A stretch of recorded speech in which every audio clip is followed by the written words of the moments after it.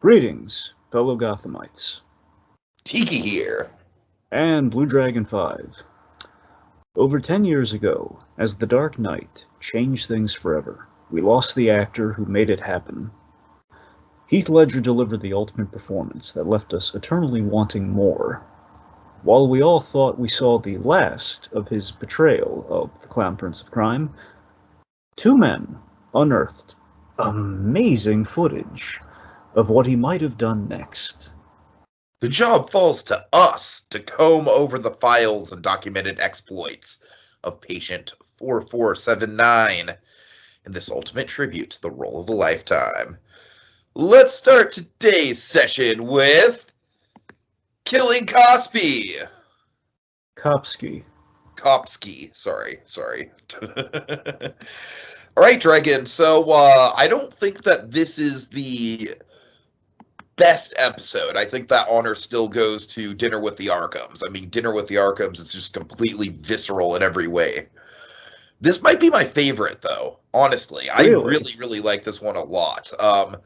And honestly, the reason why I might put it above Dinner with the Arkhams is just because Dinner with the Arkhams, man, it's almost too effective. It does its job so well that it's almost like literally hard to watch because it's so visceral. Whereas this is a lot more fun. You know what I mean? It might not be as visceral as Dinner with the Arkhams, but I had a lot of fun with this, man. This just feels like Heath Ledger Joker shenanigans through and through up every second of this thing. I really liked it a lot. And what I also like about it is it really feels like we're building towards an end game here with our plot. And Dragon, I'm sorry, it took me a minute. I did have to go back and watch episode 13 again, and I'm glad I did. It kind of put everything into context. So I'm up to speed on everything. I think this is a great Joker plot. Just writing someone's own suicide note and then demanding that they sign it. I love it. That's so Joker. So I'm excited to talk about this one. Yeah. I mean, it's so odd that Dinner with the Arkhams feels like a snuff film. This one technically, well, depending on how you look at it, really is a snuff film. Right. So yeah, Killing Kopski. So this is essentially our, let's call it our penultimate pit stop on the way to the wedding. As if we're gonna have another episode, then we're gonna, well, let's just say big things are going to happen. Uh-huh. So, so again, this is very much the snuff film kind of tone continued with Mr. Kopski, which was a really clever marketing misdirect, by the way, when they were releasing this, because you're led to believe that Kopski is one character. When in reality, he is not necessarily that character. He's not really that character at all. Right. Which again, when you're watching for the first time, is really clever when you're guessing week to week, or I guess more sporadically, week to month, depending. What's happening. It's kind of serendipitous that we talk about this month because this was a January release. Oh, nice. So yes, Mr. G. Kopski, played by Timothy J. Meyer, I believe that is his middle initial, very appropriate, J. Timothy Meyer played Mr. Kopski, selling the horrific terror and just then dealing with the absurdity of, oh my god, a clown has put me in a bathtub and is torturing me. I'm not in it right now. Joker's got so many good lines this episode. I'm excited to go over. So many. Oh, now Tiki, this is the big thing to hit on. Okay, so yeah. Joker has two motives in everything he does in our story so far. Mainly, Harleen being the one motive. And basically, we've kind of dressed that up with kind of like the real motive the whole time, which is cake. He's doing it for cake. Oh God. So no, in reality, it's still for Harleen, but Harleen kind of dressed up. No, but I do love how serious Joker is with his cake etiquette. Oh, Tiki, there's stuff I could tell you about cake in the Joker blogs, but I just can't do it yet. There is a big cake payoff. There's an episode that's coming up, Tiki. It's going to be not for a while, but when it comes up. Dragon, let them eat cake. Tiki, let me put it this way. There's an episode that features cake. It's going to be a ways off, but when it happens, I'm going to insist that you fly, Dragon. I'm literally just pulling out every cake-related pop culture reference I can think of. I'm going to insist that you try and eat cake when you watch the episode, but we're not there yet. Wait, you say what? This is what happens when you throw a bunch of cake jokes, so I'm trying to make my cake point. When we get to this eventual cake episode, I will insist you try and eat some cake while watching it. Are you serious?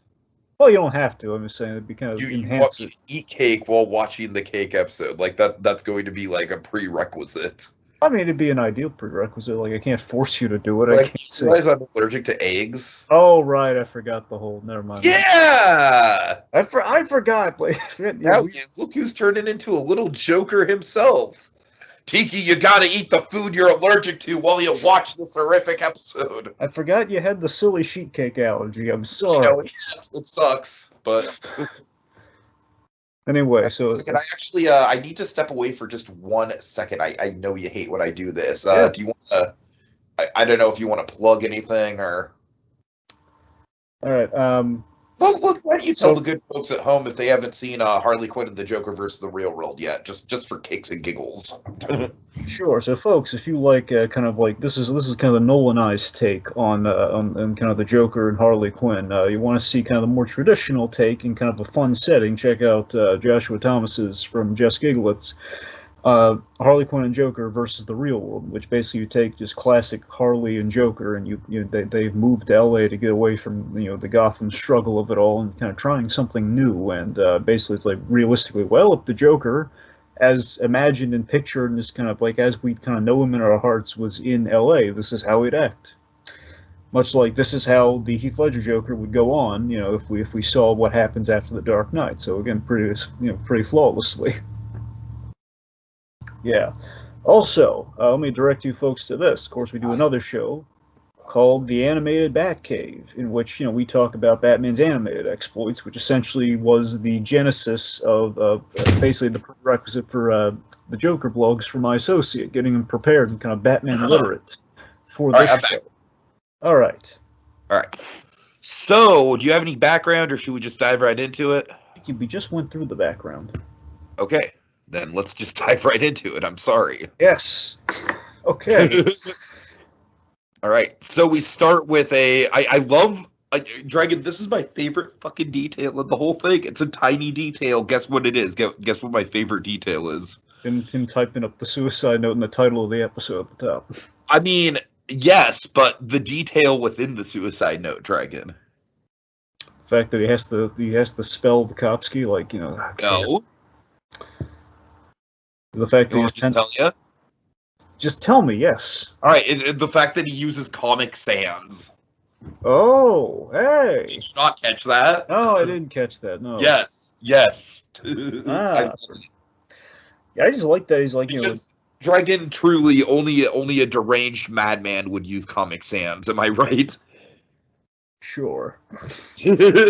All right. Anyway, I do love that he's like typing up the note and like kind of sounding like him mumbling how you spell Kopski. So that's really funny. Also, I love the most think about this just for our Nolan Joker here. Imagine how such a terrifying image after you've seen The Dark Knight, the Joker sharpening office supplies. Totally.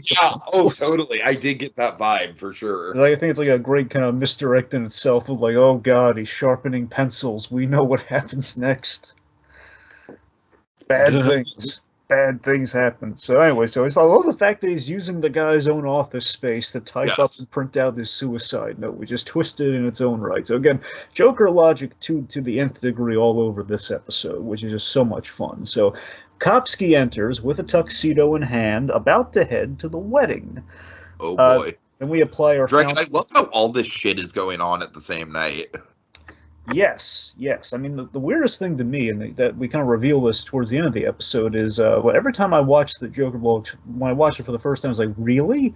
A night wedding? Who does a night wedding? I was kind of thinking the same thing, yeah. It's probably... Well, first of all, it's probably a conveniency thing for for what's going to unfold. But I'm thinking, I wonder if in Gotham I kind of buy it though.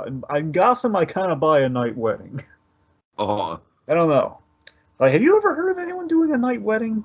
Not really. Right? No, weddings are kind of like sort of like an early afternoon sort of affair. Yep. Okay, so we have the found footage kind of scare factor. The reception is usually the night thing. That is true, yes.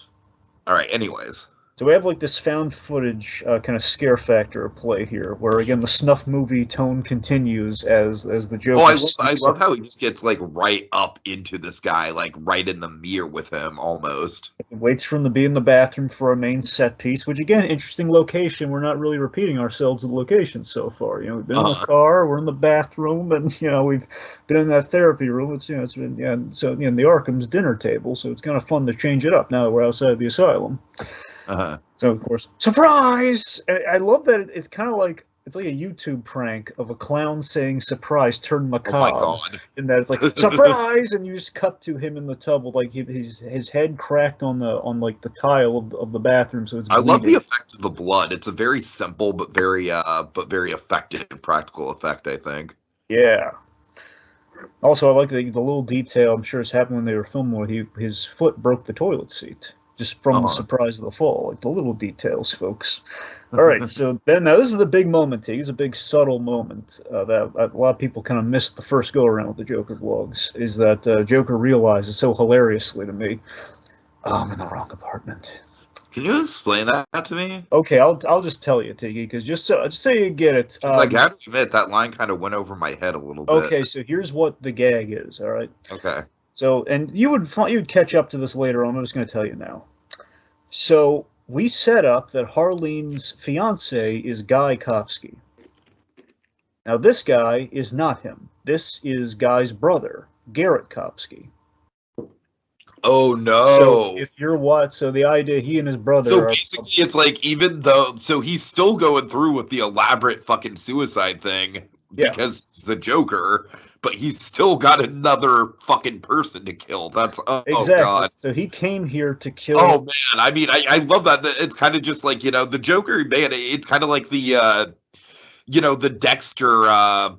Oh god, the Kirk Caldwell thing where when his routine goes wrong, he freaks out. Dragon. It's like the Joker can't have his routine go wrong. He's just gonna go with it. Absolutely, because I mean that's the thing. The really clever thing about the suicide note, and honestly, the whole dialogue. Barely even gives it a second thought. He's like, "Oh, I'm in the wrong house. Oh well, proceed with the plan as usual. Let's do it." So what you'll notice is that throughout the episode, there's a lot of like Joker emphasizing Guy in the dialogue because he prepared all of this for Guy Kopski, and it's the misdirect for anyone watching the first time that this must be Harleen's fiance. So that's kind of a fun kind of like it's kind of what's going on there. So it's quite clever on the rewatch. Like that's what they're doing. The suicide note still plays if it were the fiance, because even though now he has to kind of change his plan slightly, but it still plays like had it been the fiance, he still would have been filling in for the groom. In this case, he's filling in for the best man. Oh god! Oh my god! He's filling in for the best man. Because remember when he's gonna show up to the wedding as the best man. Oh my god! That's just delicious. So I remind you, I honestly hope he doesn't do anything to the husband. I mean, this is just pure fan speculation at this point. I hope he just shows up like, "Hey, Guy, ready to get married?" Oh, we'll see. Don't tell me anything. I'm just that would be a fun scenario. But again, I love that this was all set up in episode 6 with Apple a Day when he's asking after the Scarecrow talks about the med student she's engaged with and what's his name? Guy? Oh, that's definitely a guy's name, and I can be Guy's best man. Guy's brother is gonna be Guy's best man. Meet Guy's brother. Okay, so it all pays off, folks. We don't waste any part of that buffalo. All right. Sure. So, and you'll notice, I'm going to plant the flag here, Tiki. I want you to remember this. Okay. So the phone is ringing all throughout this scene. I did notice that. I absolutely took note of that for sure. The flag has already been planted there, Dragon. Let's just say later we might see the other side of that phone call. I was kind of wondering if we would. All right. Okay, so Kopski comes to, and he's duct taped, and he's in a tub full of water. After like a light drowning, he comes to. I should say, just like Joker dumps his water. This is full on like waterboard right here, Dragon. Absolutely. I just love just kind of doing it just for fun occasionally. It's like Zets like after he's freaking out, like that, drown him a little bit just to pacify him. Stop acting like a child and take your bath. So it's just poor torturing this poor guy. I love the Joker's methodology in this series in particular involves like fucking talking down to his victims and somehow twisting it to be their fault. Yes, and of course he's got this great stuff like, and you're a popular guy. Again, the guy Uh-huh. Kopski misdirect, Joker's torturing this poor guy. And again, a theme to the madness this week being suicide. All of this stuff tailored. Here's the weird thing, TK. Today's word is suicide. So I love that this episode is kind of Joker's warped version of a suicide PSA.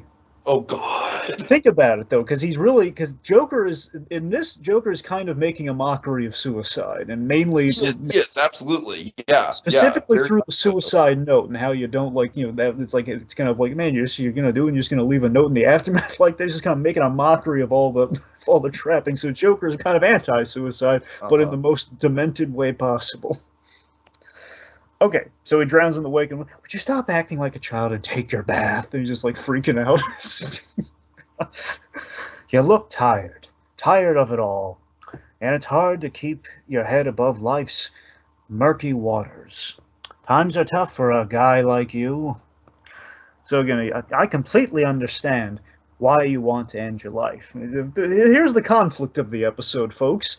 Garrett does not want to end his life. Right. He doesn't. So Joker's a little miscommunication going on there. Joker's absolutely convinced this guy 1000% wants to do the deed, but he needs a little help. And Joker wants to help him do it. And this is the mission statement of the show, by the way, and that Joker is as a static character, much like the Batman. In that spirit, the Joker, he doesn't want to change himself, but he wants to change everyone else he encounters in the series. So he's helping everyone in his own warped perspective. So he's helping Guy's brother here die. But it isn't. Right, exactly. So again, it's fitting in with the mission statement of the whole series, just in kind of more of a microcosm here.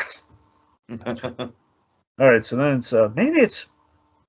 then we approach the question of how. Like, how do you do it? So we list all the potential ways. Well, you're not high. I don't think we're high enough for you to jump out a window. Maybe pills. No, that's the way girls do it. You want a manly. No. Slitting the wrist is the way that girls do it. Right, pills and then slitting your wrist. Anna Baker could tell you. Yes, exactly, and that's how girls die. Right? What's a manly way to go? Oh, I know. Maybe you could set yourself on fire. Which is why he brought the gasoline from the end of last episode. He was definitely rooting for that gasoline death. Uh-huh. All right, so then we have this great gag, Tiki. So he dumps the gasoline on the man in the bathtub. Right. I was kind of wondering if we were going to get some, like, phantasmic, like, fire on water action dragon. Yeah, but there's also safety to factor in, Tiki. But I know. So you never know. I've seen stuntmen light themselves on fire at Six Flags. I don't know. True, but I don't know about college-age acting students. I'm not sure about that. Fair enough. All right. So Tom Cruise is doing. All right. Anyways, we already made the Tom Cruise joke. We're not going to go down that rabbit hole. You know what suicide PSA would hold the least amount of water? Oh God, what? A Tom Cruise PSA. Oh my God. Who's gonna take that to heart? Well, that guy tries to kill himself on film. Oh my God. Anyway, so Tom Cruise's snuff film desires aside, we're gonna refocus. But my point is, so we douse the guy in gasoline. Of course, this is just such an ingenious idea. Joker lights the lighter, and what's he gonna do? He blows it out. And Joker's getting frustrated because in his mind, I'm trying to help you here. Uh-huh. A little cliche, but you could always shoot yourself. And of course, he realizes the problem, and now he points the gun to his head. But you have to pull the trigger. They can't force me to do all the work. That's another thing where it's like he's literally just like, it's gaslighting, Dragon. That's what it is, right? He's basically just being like, oh, well, this is your fault that this is happening. It's like I'm trying to help you, but you're being such a bother with this whole process. Absolutely, he's gaslighting with gasoline. So we have a great callback to The Dark Knight. Too quick, guy after my own heart. All right, so let's see. So then, so seemingly that's a no-go, and maybe it's not the how. Maybe it's the why. Mm-hmm. So then we have we have the suicide kind of note of Yeah, he busts out the suicide note. He wants Guy to sign it. And he's very particular about Guy needing to sign it, Dragon. And at first he's just like, go ahead, sign it. Go ahead, sign it. I'm not going to sign it. This is madness. And then Guy, after a couple times refuses, he's just like, he goes full on Dark Knight. Sign it! Goes full Brian Douglas on him. Oh man, it's terrifying, Dragon. It's terrifying. Oh god, I love it. What just kills me about it, well, no pun intended, what kills me about it is just I can't believe you're going to do this without telling anyone. That someone call that insulting, which again, he's like, Joker's kind of voicing the family, the aftermath of suicide, but in a warped way, and that Joker's kind of making a point, but in the worst way possible. All right, so let's see. So then we have, again, very honestly, with the signing the note thing, here's my favorite thing about signing the note in the rewatch, is the fact that it takes it back to my favorite episode of Batman the Animated Series. It takes it back to Laughing Fish, where Joker dealing with a bureaucrat, and like the whole, it's the whole, the fact you can't copyright fish. They're a natural resource, and Joker's just not getting that. So the fact that Joker thinks this is possibly going to work by signing this document. Well, I noticed two things about the note. One, he's signing it in pencil. Two, he's signing it in water. So it's likely that there's not going to be any sort of mark on the damn paper whatsoever. Exactly. So I just love that all of this, again, kind of like Laughing Fish, is kind of in futility. Right. And it's really just the ceremony of it all, and it's mainly that Joker he's just making a mockery of the whole suicide practice. Because, again, Joker wants to go out fighting the Batman. He kind of thinks that's how everyone should go out, in a sense. They should go out with something they believe in versus just, ending it themselves. Again, it's per his methodology. So, anyway, so he just signs it, which it falls, the note just falls in the water afterwards, too. Exactly, yeah. So it's like whatever dent of lead he may have made on that page, Dragon, it's long since washed up. It just signs through, it just signs through the tub anyway. Right. It's ridiculous. Just Joe's doing all this just for a laugh, for the amusement of the ceremony of it all. Just really fun. Anyway, so I know it is. Well, not according to this letter. So the dialogue is just right on the money after all that. They'll sign it. Anyways, I'm sorry. Before all that, he basically recounts the note to him after he signs it, I guess. Well, I guess before he just says sign it as he lays it all out there. Is the note essentially revealing. My one regret is that I won't be able to make it to the wedding. However, I am sending someone to take my place. And then we have the reveal. Wait, is that my tuxedo? Oh, you bet it is. I want to go to the wedding. I love how dapper he is about the whole thing. It's like, yeah, oh god, and Dragon, this is where we get into the cake of it all. Oh boy, hold on to your hats. I don't know what's coming with the cake, but so this is where he lays out. He's just like, but I wasn't invited, which you can tell he's a little ticked off about. Which then Dragon, you think that he'd be super offended by the wedding crashers? Yeah, I think it would be. Yeah. Just with this philosophy. Oh yeah. The wedding crashers did cross my mind when he was giving this analogy. I mean, Joker did cement it. Joker basically took someone's place, so he did not just crash that. Right, exactly.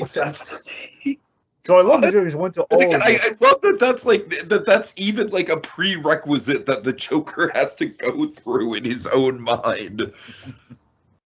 Oh, it's so good. It's so Joker. I love this. All right. Anyway. Joker is absolutely a party crasher, but not a wedding crasher, though. That's the decision. He crashed. That the Joker just won't cross Dragon. Because remember, he crashed Harvey Dent's fundraiser, but not. Oh, my God. Oh, this is so good. Not a holy union. So, anyway, so Joker has the great bit here. So, again, Joker's already ticked off that he wasn't invited, so he's going to extreme lengths to change that. I mean, you can't just crash a wedding.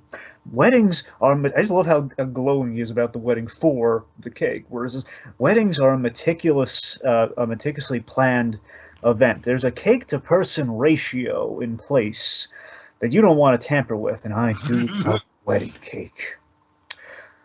So you're doing all of this is about cake? Well, I do love wedding cake. Why someone won off themselves before getting their designated piece is beyond me. Oh, God. Now, my favorite bit with the suicide note, by the way, is the fact that he signs it, "Hugs and kisses, G. Kopski. Kopski. That's you." That's you. That's me. Like me. Yeah. And me. Little Charles Grodin in there. Right. Yeah. All right, so we have then we have like the Brian Douglas, like, sign it. Now, my favorite bit, by the way, after I watched it the first time way back when I first rewatched it, was piece of cake, just with the cake. The cake dialogue of it all. It just keeps working in the cakes. And then one of my all-time favorite Scott McClure Joker moments, I kind of copy in real life all the time, honestly, is when the battery goes low, just the groan, just the universal groan, is the fact that Joker has these problems too, like the low battery, like, just when you're in the middle of a sentence, then something goes he looks at the clock, which says 9:15, which, again, the South Dakota, but I'm sure time zone or not, it's still going to be nighttime now. To a night wedding in Gotham, let's just go figure with it. I'm going to be late. He plugs in the camera. Look, I hate to cut this short. Why don't you just finish without me? Go ahead and film it if you want. Which then just leads to this brilliant moment where only the Joker could murder someone with the found footage format. Oh yeah, for sure, absolutely. I love that. He drops the plugged-in camera. He's literally murdering someone with found footage. Oh, it's great. It's great. And how amazing is this moment where he drops the camera and they're laughing sadistically? It's fucking visceral, Dragon. I mean, I know I use that word a lot here, but I mean that, like, I feel like overall this is a much more playful episode than Dinner with the Arkham, but that moment is visceral. It is shocking. I think what gets to me is the sound design more than anything else. And the electricity, and just like you hear like the voltage and everything, yeah. So poor G. Kopski, we hardly knew him. We only had 6 minutes to know him. But you felt for him though, didn't you? Yeah. All right. Fun times. All right, so final. Yeah, this is the best one, man. Like I said, I think it's between this one and Dinner with the Arkhams, and I think Dinner with the Arkhams is almost a little too realistic. I feel like this hits the stride just perfectly as far as like a Joker that is as hilarious as he is terrifying, and that's exactly what I want my Joker to be. So yeah, I'm loving this. I can't wait to see where it goes. Yeah, we're cranking up the danger of what Joker's warped mind is capable of once outside the asylum. Its Joker logic at its finest is just so very solid, and I just love how it utilized the found footage, so well in this, from the jump scare to the tool of murder. By the way, let's fit this in there before we go. Just in general, the logic here, I think what happened is, like, eventually once the cops in the aftermath, because again this is all kind of like GCPD footage now, like that they've caught in the aftermath. I'm sure they kind of scrubbed what they could from the camera, which does happen in real life. I mean, I personally have no idea how they would do it. I guess it's just somehow embedded in like the card, and they're going to clean it up afterwards. But the fact is that they recover the footage from this drowned camera, I assume. All right. Yeah, whatever. I mean, that's a plot hole that is in a lot of found footage. I'm just kind of like, I just kind of like have a sixth sense for ignoring that kind of stuff, if I'm being totally honest. It's they always scrub footage from stuff like that in real life anyway. I mean, I don't know if it would come out this cleanly, but that's a buy I'm easily going to give it. So that's And believe me, folks, next time, Tiki, I'm really excited for you to get to the next episode, because the next episode introduces a character I've been wanting to tell you about for a long time. Is it? Can I guess who it is? Who? Is it the Nolan version of Bob the Goon? You want me to tell you? Yeah. Pretty much. Okay. Oh, I'm excited. All right. Nice. Maybe not a Bob by the same name, but as cool as Bob the Goon ever was. Definitely. Possibly even better. Okay. All right. Well, folks, our time's up, and it's time to reseal the further evidence.